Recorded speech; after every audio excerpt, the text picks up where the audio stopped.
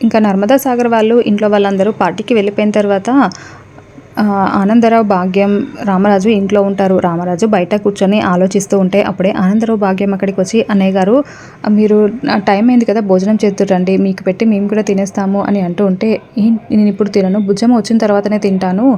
మీరు వెళ్ళి తినండి, అయినా మీరు వెళ్ళలేదా పార్టీకి అని అంటూ ఉంటే, మిమ్మల్ని అవమానించే చోటికి మేము ఎలా వెళ్తాం అన్నయ్య గారు, మీరు లేకుండా మేము ఎలా వెళ్తాం, అందుకే మేము వెళ్ళలేదు అని భాగ్యం చెప్తూ ఉంటుంది. ఇంకప్పుడే భాగ్యం ఆనందరావుకి సైగ చేస్తూ ఉంటే ఆనందరావు ఫోన్ వచ్చినట్టుగా ఆ భాగ్యంకి ఫోన్ ఇస్తాడు. ఇంకా అలా భాగ్యం తన ఫ్రెండ్తో మాట్లాడుతున్నట్టు, చెప్పవే ఈ టైంలో ఫోన్ చేసావేంటి అని అంటూ ఉంటే, మా బాబుకి జాబ్ వచ్చింది, 25 లక్షలు పెట్టి జాబ్ కొన్నాము అని అంటూ ఉంటే, ఏంటే డబ్బులు ఇస్తే కూడా జాబ్ ఇస్తారా అని ఆ భాగ్యం మాట్లాడుతూ ఉంటుంది. అంటే అవును, మీ అల్లుడు గారు